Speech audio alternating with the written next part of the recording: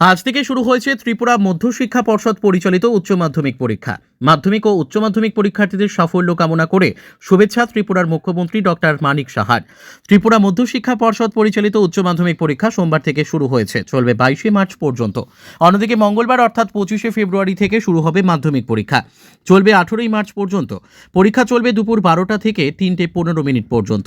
সোমবার ইংরেজি বিষয়ের পরীক্ষা দিয়ে শুরু হয়েছে উচ্চ মাধ্যমিক পরীক্ষা। অন্যদিকে মাধ্যমিক পরীক্ষাও ইংরেজি বিষয়ের পরীক্ষা দিয়েই শুরু হবে। উচ্চ মাধ্যমিক ও মাধ্যমিকের সাথে দশম মানের মাদ্রাসা আলিম ও দ্বাদশ মানের মাদ্রাসা ফাজিল পরীক্ষা অনুষ্ঠিত হবে। ত্রিপুরার 8টি জেলার 95টি ভেন্যু ও 7টি সেন্টারে উচ্চ মাধ্যমিক পরীক্ষা অনুষ্ঠিত হবে। অন্যদিকে 145টি ভেন্যু ও 68টি সেন্টারে অনুষ্ঠিত হবে মাধ্যমিক পরীক্ষা। ত্রিপুরা মধ্যশিক্ষা পর্ষদ পরিচালিত উচ্চ মাধ্যমিক ও মাধ্যমিক পরীক্ষার্থীদের সাফল্য কামনা করে তাদের শুভেচ্ছা জানিয়েছেন ত্রিপুরার মুখ্যমন্ত্রী ডক্টর মানিক সাহা। ত্রিপুরা থেকে বিক্রম কর্মকারের report, crime press, Bengal news. আজকে পরীক্ষা হচ্ছে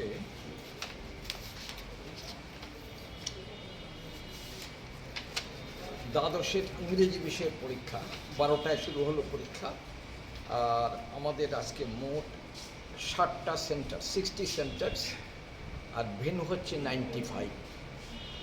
আর আজকের পরীক্ষার্থী হলো 21,506 জন। স্যার, এখন পর্যন্ত কীরকম চলছে পরীক্ষা? পরীক্ষা শুরু হলো মাত্র আধা ঘন্টার উপরে মাত্র সময় গেল। সব দিক থেকে এখন অবধি আমরা ভালো রিপোর্ট পাচ্ছি। সুন্দর সুস্থ ঠিকমতো পরীক্ষা শুরু হয়ে গেছে। হ্যান্ডিক্যাপ ডিসেবল ওরা কোথায় দিয়ে ওদের সেন্টার?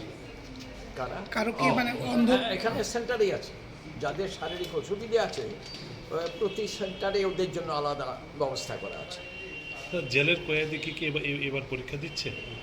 না, এখন অবধি আমার জানা নেই জেলের কয়েদিকেও পরীক্ষা দিচ্ছে। देखिए, आज तो आप कुछ दिन पहले हमारा डीजी साहब को मैंने कहा क्योंकि अभी एग्ज़ाम शुरू होने वाला है और बोर्ड और उसके बाद मैंने TBSC का एग्ज़ाम यहाँ पर बोर्ड का एग्ज़ाम होने जा रहा है 10th और 12th का। मैं पूरा स्टूडेंट को मैं यही कहूँगा कि अपना माननीय प्रधानमंत्री जी परीक्षा पे चर्चा उन्होंने कहा कि रिलैक्स होके आराम से आप रिलैक्स होके एग्ज़ाम दीजिए और मैं सबको बेस्ट ऑफ लक कहना चाहता हूँ।